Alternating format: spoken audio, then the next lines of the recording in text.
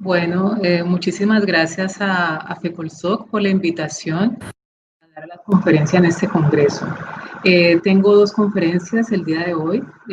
Voy a empezar con esta que se llama Ayudas diagnósticas en las masas anexiales.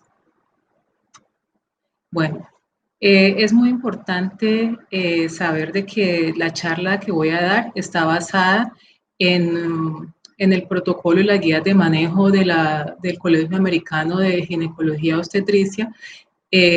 Su protocolo se sacó en el 2016 y es el que está vigente para el manejo de las masas anexiales.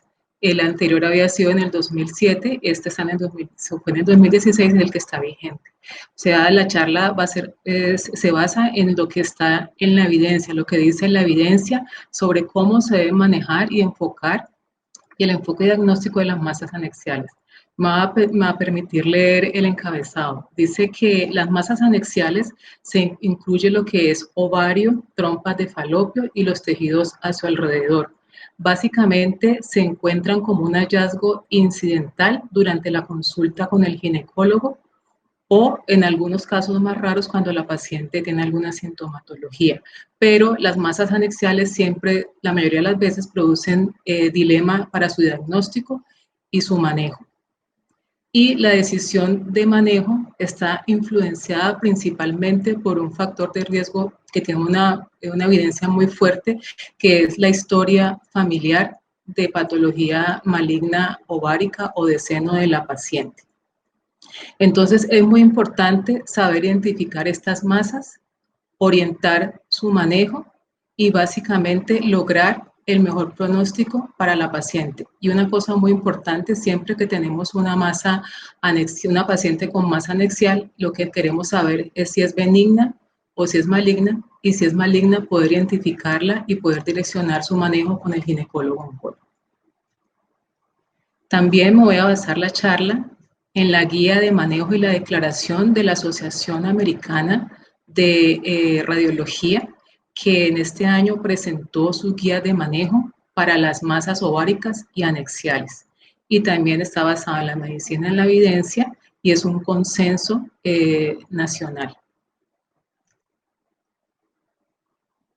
Como ya sabemos, la evidencia tiene un nivel A, que es de una fuerte evidencia, un nivel B, que tiene una evidencia que es un poco limitada, y un nivel C, que es una recomendación de expertos. Entonces, aquí tenemos en esta presentación los tipos de masas anexiales que hay. Tenemos las que son de origen ginecológico, y las que no son de origen ginecológico. Dentro del origen ginecológico tenemos que hay benignas y hay malignas. Dentro de las benignas, los más comunes son los quistes funcionales, los endometriomas, los abscesos tubováricos, los quistes dermoides o teratomas maduros, el cistadenoma seroso y el cistadenoma mucinoso, que son los tumores benignos más comunes, el hidrosalpinx, los quistes paratubáricos, los leiomiomas, las anomalías mullerianas, y dentro de los malignos tenemos el carcinoma epitelial de ovario, el cáncer germinal, el cáncer metastásico y los tumores del estroma del ovario. Y dentro de las no ginecológicas tenemos benignas, el absceso diverticular, el absceso del apéndice o el mucocele, el tumor de la vaina nerviosa, los divertículos ureterales, el riñón pélvico y los divertículos de la vejiga. Y dentro de los malignos tenemos los cánceres gastrointestinales, los sarcomas retroperitoneales y los cánceres metastásicos al ovario. Entonces, es muy importante poder identificar si la masa es o no del ovario o de sus anexos como la trompa de falopio, de tejidos vecinos. Tenemos que tener en cuenta la edad de la paciente, si es una adolescente, si es una premenopáusica o está en estado de posmenopausia. Entonces, un factor de riesgo que es de una evidencia muy fuerte cuando nosotros nos estamos enfocando en una paciente con una masa anexial es la historia clínica y sobre todo la historia familiar de cáncer de ovario y cáncer de seno que pueda tener esa paciente. O sea, siempre preguntar por antecedentes familiares de cáncer de ovario o cáncer de seno, porque es el factor de riesgo más fuerte para patología maligna ovárica. Se dice que si una paciente tiene una historia familiar de cáncer de ovario o de cáncer de seno, su riesgo de malignidad, de tener una patología maligna, pasa del 1.6 al 5%. Si esta paciente tiene una mutación BRCA1, su riesgo pasa hasta un 41 a un 46% a lo largo de su vida, en promedio hasta los 70 años. Y si tiene una mutación BRCA2, este riesgo de tener cáncer de ovario o de seno a lo largo de su vida va de 10 al 27%. Lo mismo con las pacientes que tienen antecedentes de síndrome de Lynch. Se ve que su riesgo aumenta entre un 5 al 10%. Los factores de riesgo siempre tenemos que enfocar en descartar malignidad en la paciente que nos presenta con una masa anexial.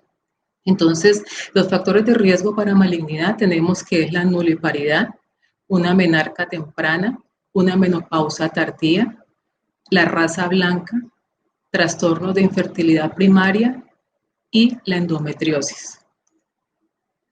Es muy importante hacer una evaluación general, importantísimo el examen físico. Tenemos que examinar a la paciente en forma completa y desde el punto de vista ginecológico hacer un tacto rectal y vaginal. Saber cuáles son las imágenes diagnósticas que debemos pedir, saber cuáles son los marcadores tumorales que debemos pedir y en base a estos hallazgos y estas ayudas diagnósticas guiar el mejor manejo para nuestra paciente. Entonces, el objetivo es optimizar el manejo de la paciente, hacer un manejo apropiado de las lesiones benignas, sospechar en forma rápida una malignidad y poder remitir al ginecólogo-oncólogo, minimizar el manejo innecesario de estas masas, de algunas masas en estas pacientes que son de bajo riesgo, y esto nos lleva a minimizar la morbilidad quirúrgica y preservar la función hormonal de la paciente cuando hacemos un manejo adecuado y conservador en la mayoría de los casos. ¿Cuándo debemos hacer un manejo expectante? Todo esto nos va a llevar a reducir complicaciones y minimizar costos del manejo de la paciente. ¿En qué nos basamos? En consenso de expertos. Es importante tener la persona que haga el método diagnóstico más importante, que es la ecografía, que sea una persona experta en ecografía.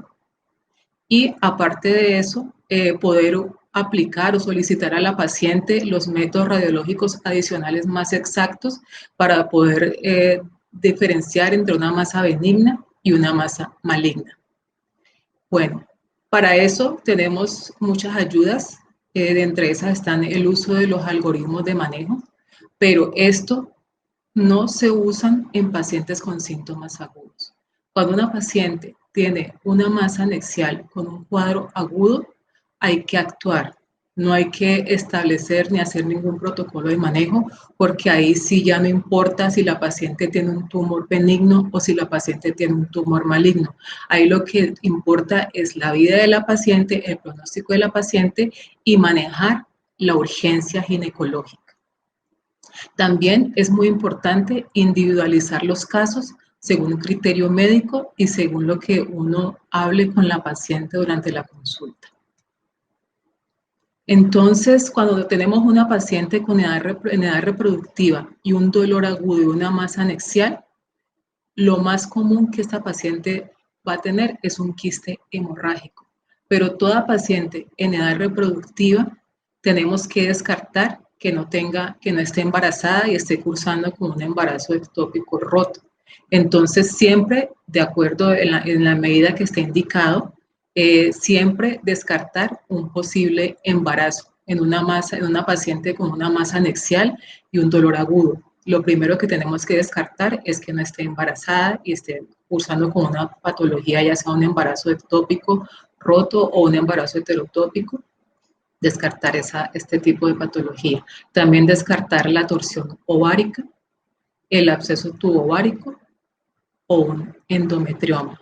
En cuanto a la torsión ovárica, es más común en las pacientes adolescentes y en las pacientes neonatales. Básicamente, la torsión se ve más en las mujeres jóvenes y tiene unas características clínicas que la pueden sospechar y radiológicas también, que las veremos más adelante.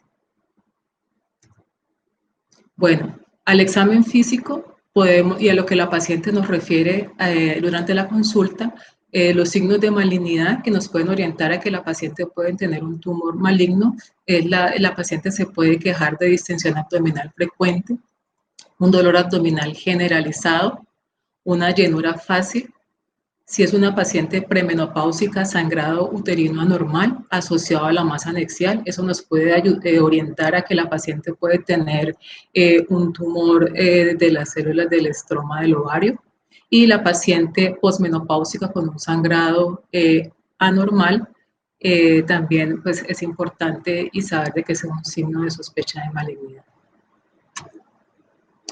En el examen físico es muy importante los signos vitales de la paciente, la apariencia física de la paciente, si es una paciente que se ve que está caquética o con pérdida de peso, o una paciente obesa, es importante esas características, hacer el examen físico completo, como les mencioné, que es hacer el tacto rectal y vaginal, siempre hacerlo, por favor, examinar a estas pacientes, no solamente quedarnos con el hallazgo de la ecografía o la remisión del médico anterior que la vio. Es muy importante en el estudio de estas masas anexiales examinar y hacer un tacto rectal y vaginal, porque hay masas que se pueden ir hacia el fondo de saco posterior y uno no las puede, a lo mejor no las palpa porque por su peso se van hacia el fondo de saco. También tener en cuenta que las pacientes con obesidad con un índice de masa corporal mayor de 30, el examen físico está limitado y tenemos que pensar en otras ayudas diagnósticas. Entonces, en un examen físico, lo que nos puede sospechar a que la paciente tiene una masa de patología maligna es que podemos palpar una masa irregular, firme, fija, nodular, bilateral y la sospecha de ascitis. Pero tenemos que tener en cuenta que es basado también en la historia clínica, en la edad de la paciente, en lo que trae de apoyos diagnósticos, de que tenemos que hacer un diagnóstico diferencial de patología benigna, porque hay patología benigna que al examen físico impresiona como si fuera una malignidad y nos hemos llevado sorpresas con algunas pacientes, como son la endometriosis, la infección pélvica crónica, el cuerpo lúteo hemorrágico, el absceso tubovárico y el mioma uterino. Entonces, ¿cuáles son las mejores ayudas diagnósticas que tenemos? La evidencia nos dice que la mejor imagen de ayuda diagnóstica que tenemos para el estudio de masas pélvicas es la ecografía transvaginal. Es el mejor examen y la mejor herramienta que tenemos. Es la más útil. Tenemos otras alternativas como es la ecografía Doppler para ver la vasculatura de las masas, pero no está indicada pues como una fuerte evidencia, porque puede tener unos falsos positivos y falsos negativos. Y también tenemos la ecografía abdominal total. Este es un complemento de la ecografía transvaginal, sobre todo en pacientes que no han tenido relaciones sexuales o cuando la masa sale de la pelvis, sobresale la pelvis, entonces podemos complementar con una ecografía abdominal total. Y cuando tenemos masas que el diagnóstico no es posible o masas indeterminadas que a pesar del examen físico, de la ayuda diagnóstica y la ecografía transvaginal, no tenemos claro todavía el diagnóstico, entonces podemos usar esta herramienta que es la resonancia magnética. La resonancia magnética es la que nos ayuda a identificar claramente si esta masa tiene sospechas si es benigna o es maligna. Entonces, la segunda herramienta de ayuda que tenemos para el enfoque y el diagnóstico de estas masas es la resonancia magnética. Hace una clasificación correcta de las masas malignas porque tiene una visión muy exacta de los tejidos blandos y de los planos y de diferenciar entre un tejido y otro tejido. y nos puede ayudar a saber si esa masa verdaderamente se origina en el anexo o en el ovario o en qué otra parte de la pelvis se origina. Como lo dije antes, es muy útil para masas indeterminadas y una característica importante es que no tiene radiación ionizante, o sea que podemos usarla también en las pacientes embarazadas. Cuando usamos el TAC, entonces es muy importante que les quede claro que la primera ayuda diagnóstica tenemos la ecografía transvaginal y cuando tenemos dudas, la resonancia magnética. No vamos a pedir de primera un TAC.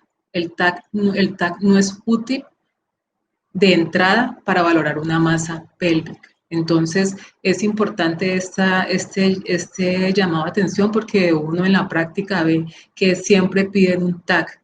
El TAC no nos ayuda mucho para la identificación y caracterización de las masas. O sea, no es útil para caracterizar masas, tiene una baja capacidad de discriminación entre tejidos blandos y produce radiación ionizante. El TAC, déjenlos a nosotros los ginecólogos oncólogos. Cuando ya se haya identificado y con alta sospecha de que sea una masa sospechosa de cáncer, el TAC sí tiene utilidad para el estudio de las pacientes ya con diagnóstico oncológico porque nos puede ayudar a hacer una clasificación o una estratificación radiológica. O sea que es útil para evaluar metástasis en el abdomen, para evaluar ascitis, para evaluar implantes peritoneales, ganglios pélvicos, paraórticos, metástasis hepáticas, uropatía obstructiva, posibles primarios de páncreas o de colon. Y siempre pedir abdomen y pelvis, por favor. Si van a pedir una resonancia, pidan resonancia de abdomen y pelvis porque hay patologías que hay que hacer diagnóstico diferencial y son el hígado, el páncreas, el colon. Entonces, para poderlo valorar bien, necesitamos ver abdomen y pelvis, no solamente pidan pelvis. Bueno, entonces aquí tenemos la diferencia entre estas imágenes diagnósticas, tenemos la ecografía, la resonancia magnética, el TAC y el PET scan. Entonces, la ecografía es el gol estándar para el de ayuda diagnóstica porque es de bajo costo, está disponible, no tiene radiación ionizante y es una excelente ayuda. Pero tiene unas desventajas que es operador dependiente, depende de la experticia de la persona que haga la ecografía y lo reporte y que de todas maneras algunas masas las puede catalogar como indeterminadas. Tenemos la resonancia magnética que nos ayuda a resolver el problema de las masas indeterminadas por ecografía. Es excelente para ver tejidos blandos y hacer diferenciación de órganos y puede ser usada en la paciente embarazada. Pero la desventaja es que no es de fácil acceso, es costosa y tiene límites para las pacientes que son obesas o que sufren de claustrofobia. El TAC se usa para estadificación de malignidades ováricas, o sea que es un examen que no es para pedirlo de entrada y tiene una desventaja que tiene radiación ionizante, o sea que puede tener efectos pues, en los tejidos de la persona y en sus otros órganos, y tiene una pobre diferenciación de tejidos para discriminar si es una masa anexial o de otro órgano. Por último, tenemos la tomografía con emisión de positrones, el PET-CT. No se está indicado en la evaluación inicial de las masas anexiales y produce radiación ionizante. Entonces, dentro de los exámenes de laboratorio, ya lo había dicho, pedir la prueba de embarazo, pedir un hemograma, una prueba de clamidia de gonorrea para descartar posible enfermedad, la masa sea por enfermedad pélvica inflamatoria, un uroanálisis, sangre oculta en heces para descartar patología del tracto del colon, tracto gastrointestinal y los marcadores tumorales que estén indicados. ¿Cuáles son los marcadores tumorales que debemos pedir? Entonces, el más importante es el CA125 o es el más usado. Se usa o se pide cuando uno tiene sospecha de que la masa que tiene la paciente es maligna. O sea, es cuando tiene unos hallazgos característicos de esa masa de malignidad, pedimos el CA125. Es un antígeno, el CA125 producido por las células del epitelio celómico. Creo que va a haber una charla referente a los marcadores tumorales y es una proteína asociada al cáncer de ovario. Se expresa en patología no maligna también, o sea, es importante, es un marcador inespecífico y lo podemos ver elevados en endometriosis, en embarazo, en enfermedad pélvica inflamatoria y en cáncer no ginecológico. Tiene una sensibilidad de 61 tiene una sensibilidad del 61 al 90%, una especificidad del 71 al 93% y es útil en posmenopáusicas cuando su nivel es mayor de 35 unidades por mililitro y cuando la patología es maligna, se eleva en el 80% de los cánceres, sobre todo los cánceres epiteliales de ovario, pero tiene una ventaja de que en estadios tempranos nos sirve para una detección temprana del cáncer de ovario porque en estadios 1 solamente el 50% de estos pacientes tiene elevado a 125. También tenemos el nivel en las pacientes premenopáusicas para sospechar cuando sea mayor de 200 unidades por mililitro, o sea que tiene una baja sensibilidad para diagnosticar cáncer de ovario. Tenemos la proteína H4, que es la proteína del epididio humano, es útil para diferenciar benignidad y malignidad, es más sensible y específica que el CA125. Tiene una especificidad del 74.8 y una sensibilidad del 76.5% en premenopáusicas y una sensibilidad del 92% y una especificidad del 75% en las pacientes posmenopáusicas. Y es útil para clasificar una paciente de alto riesgo o de bajo riesgo de malignidad. Estos son los otros marcadores que se pueden pedir de acuerdo a la edad de la paciente. Cuando tenemos pacientes jóvenes con sospecha de malignidad, pues tenemos la beta-HCG, la alfa-fetoproteína y la LDH para descartar tumores de germinoma, el seno endodérmico, corocarcinoma o carcinoma embrionario. También tenemos las ayudas diagnósticas que son los paneles de biomarcadores. Estos paneles, la evidencia científica dice que no se deben usar o no están indicados para usarlos de rutina, pero pueden ser útiles. Se usa en las pacientes para saber si una paciente tiene un tumor maligno o benigno y se usa para pacientes mayores de 18 años y la FDA ha aprobado 2 paneles de biomarcadores, el panel de ensayo de índice multivariado y el panel de algoritmo de riesgo de malignidad ovárica o el índice de ROM. Y este panel de biomarcadores, el índice multivariado para información, incluye 5 marcadores que son el CA125, la transferrina, la prealbúmina, que es la transtirretin, la apolipoproteína A1 y la beta-2 microglobulina. Y el panel de biomarcador del índice Roma evalúa el CA125, el H4 y el estado menopáusico de la paciente, ya sea premenopáusica o posmenopáusica.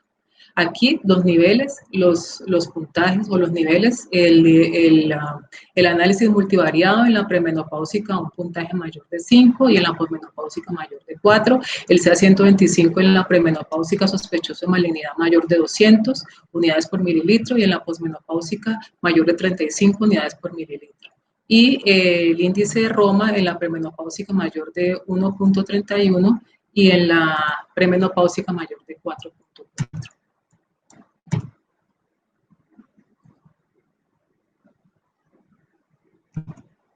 Bueno, también tenemos los test multimodales. Los test multimodales, que es una asociación entre nivel de marcador tumoral, ecografía y una regresión logística. El más usado es el IOTA, que es el análisis internacional de tumor de ovario. Entonces, es para según las características ecográficas para saber si la masa es benigna o maligna, tener en cuenta la edad de la paciente. La regresión es basada en regresión logística y tiene unas reglas muy simples. Desde el punto de vista ecográfico, ayuda a ver los criterios ecográficos de malignidad y los criterios ecográficos de benignidad para poder identificar si es una masa benigna o maligna y poder saber qué especialista va a operar esta paciente. Entonces, los criterios ecográficos de benignidad, entonces tenemos que son quistes uniloculares, quistes con componentes sólidos menores de 7 milímetros, la sombra acústica, lesiones que tengan sombra acústica, características de benignidad, los quistes multiloculares menor de 10 centímetros y que no haya un flujo vascular de la masa, que no tenga Doppler positivo, o sea, vasculatura elevada.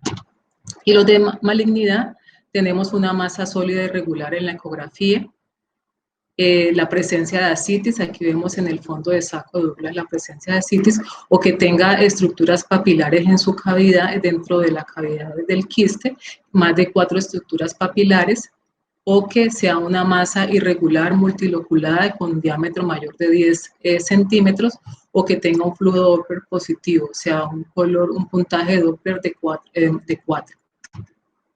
Entonces, es importante saber cuáles son los criterios de malignidad en ecográficamente, que son un componente, un quiste con componente sólido, la presencia de septos, las papilas que se proyectan dentro de la cavidad del quiste, mayor de 6 milímetros y más de 4 papilas, aumento de vascularidad y un aumento en el tamaño de la masa, en el que haya aumentado en esa masa en el seguimiento más del 20% y la presencia de ascitis. Pues básicamente eso era lo que tenía para la presentación. No sé, pues el tiempo no da para el resto que tenía, pero lo más importante era eso, saber identificar las masas y que la vía de elección de estas masas, la cirugía, es la laparoscópica.